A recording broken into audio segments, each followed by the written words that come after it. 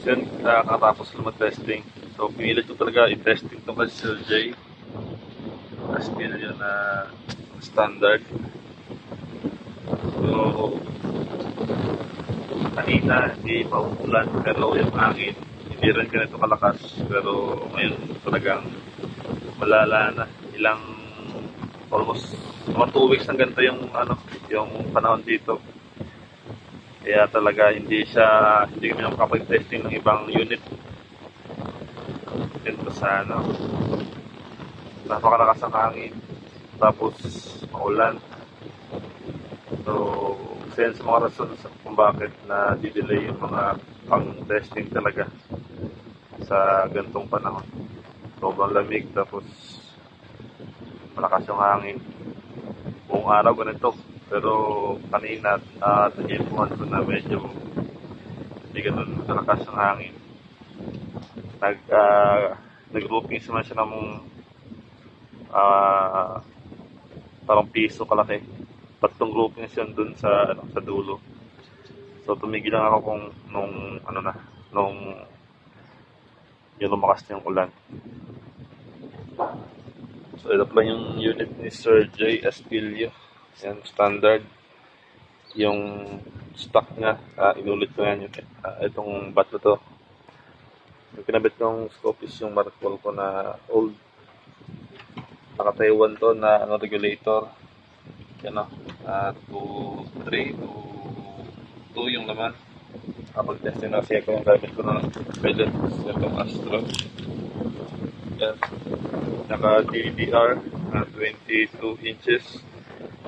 For 25 tank yung tank niya. Meron siyang Bible na pinanad. Meron din siyang grade dyan. Yun, lakas ng hangin tapos maulan pa.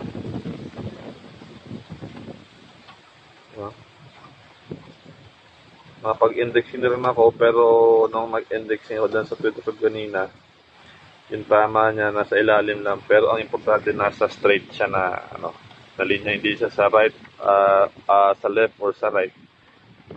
Ang importante is nasa nasa gitna siya.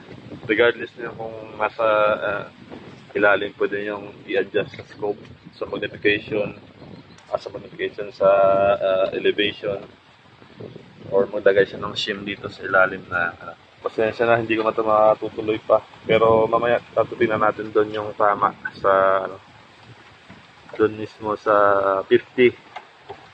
Gusto ko makita ninyo yung tama sa 50 pag higit ng ulan. Pupunta natin doon. Although may mga tama yun na dati pa.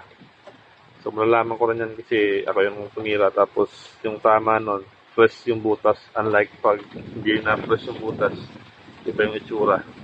3 groups yun. Sa ilalim banda yung dalawa. Tapos yung isa sa taas yung last ko na pinira.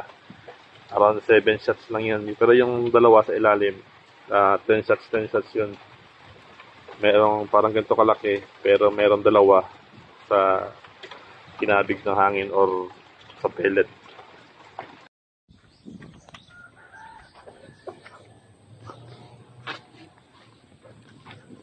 Migil na ang ulan, kaya pupunta natin dun yung groupings niya sa 50. Sa 25, hindi na. Kasi kung tatama ka ng 25 cents or 5 cents sa 25, no need na.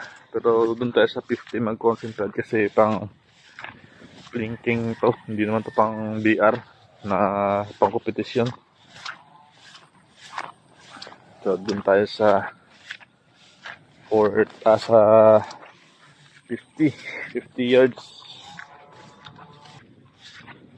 Tingnan natin. Yeah. Ano?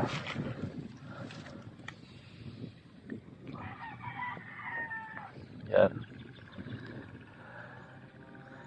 So ito yung groupings niya kanina. Yan. Yan. Hindi ito kasali. Ito lang. Yan. Ganito kalaki. Yan. Ito yung una kasi yung hangin. Kinakabig dito. Ito yung pangalawa. Ayan. Ito yung pang tatlo na sinasabi ko sa taas. Ayan. Nasa 7 shots yata to or 8. Maliit lang. Sa 50. Dun.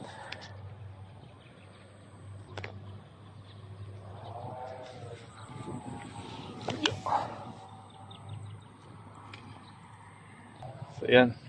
Anong unit ni sir?